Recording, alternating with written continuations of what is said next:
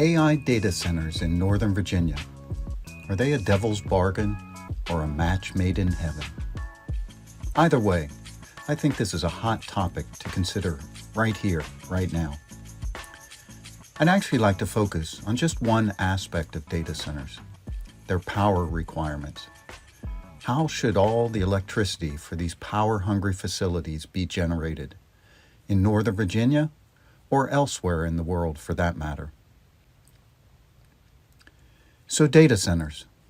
We all have a high-level sense of what they look like and what they do.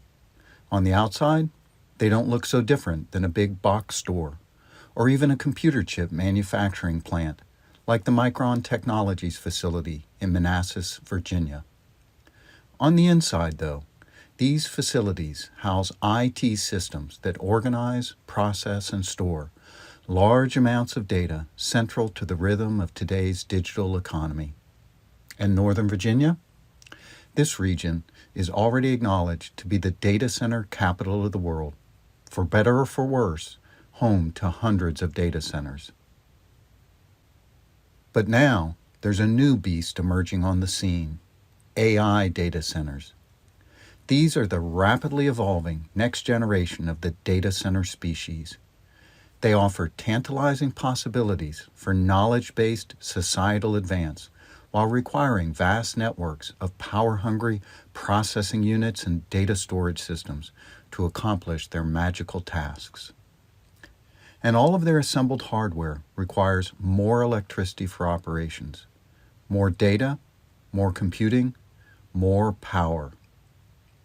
Estimates suggest that a single one of these new AI hyperscale data centers could require as much electricity as 100,000 homes.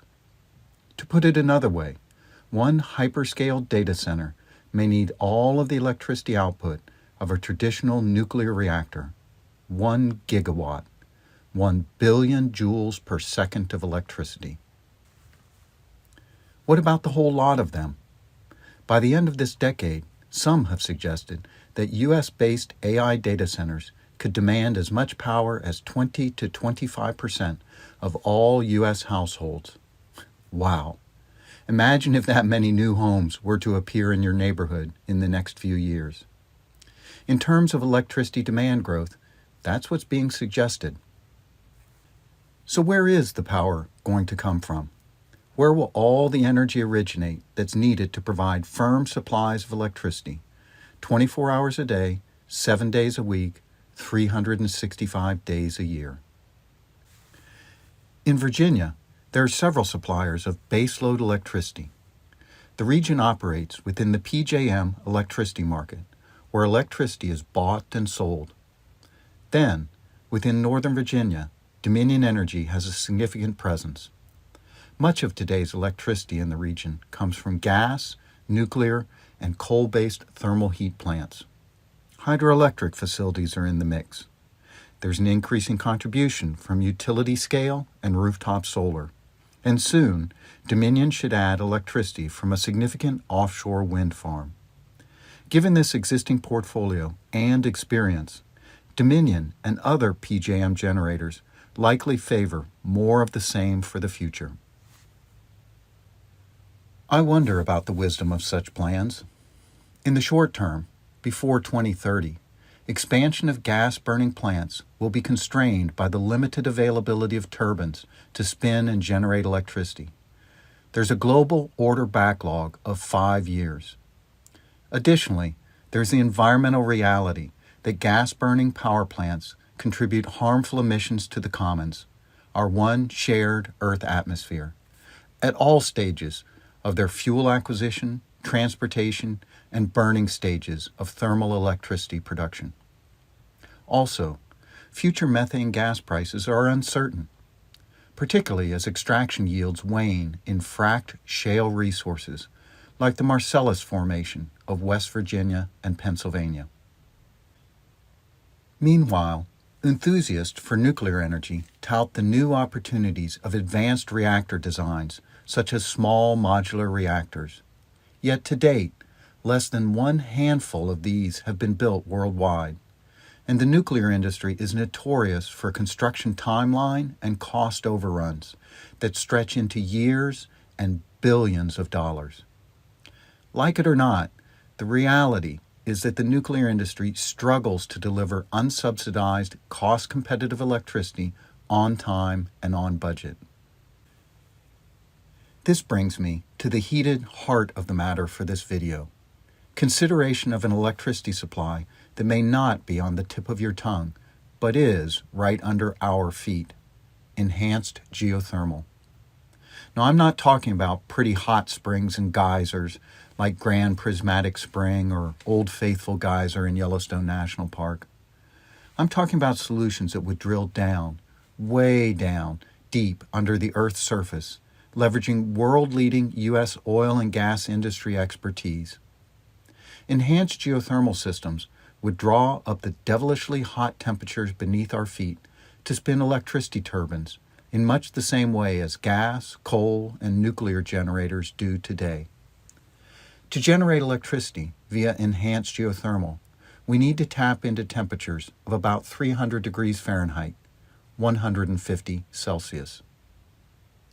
So enhanced geothermal, why should we think about such a solution for Northern Virginia?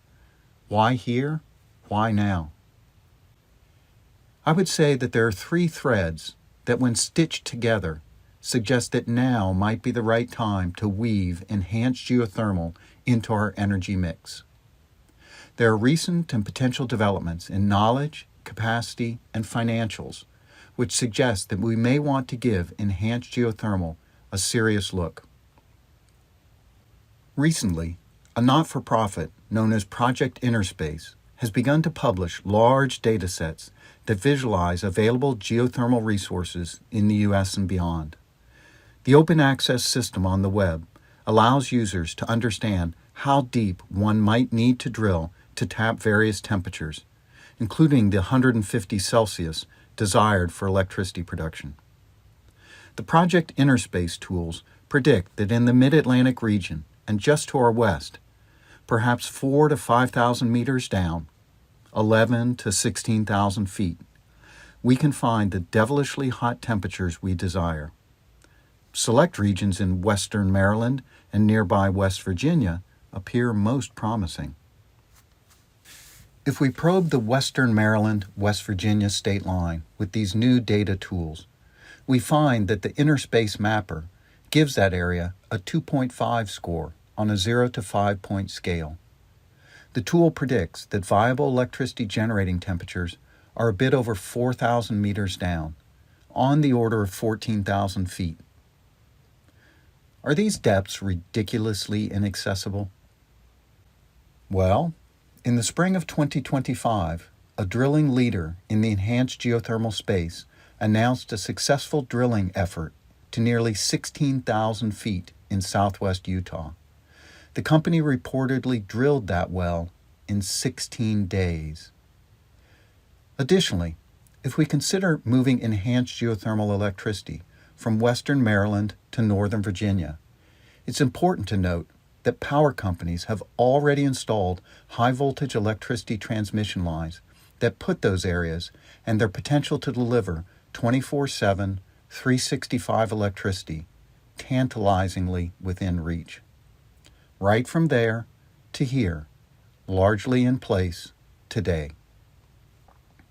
Now, just because it's technically feasible to drill down to the depths of hell, maybe it's not financially practical. Yet, private and public players are working to reduce the costs of enhanced geothermal. Within 10 years, they seek to drop the cost of such electricity generation to just 4.5 to 5 cents per kilowatt hour. For comparison, the average residential customer in the U.S. pays an all-in cost for electricity delivered to their home that is perhaps 17 to 20 cents per kilowatt hour. A recently published study also suggests that as the drilling industry learns by doing, it will reduce the cost of constructing these systems and increase their competitiveness in the market. By mid-century, enhanced geothermal could meet 20% of the U.S. electricity demand, up from less than 0.5% today. Abundant, renewable, sustainable energy. It's all around us, and energy access drives modern prosperity. While no energy solution today is truly divine, tapping into a devilish and deep heat source just might be the wisest way to power AI data centers in Northern Virginia and beyond. Let's not sleep on the heat beneath our feet.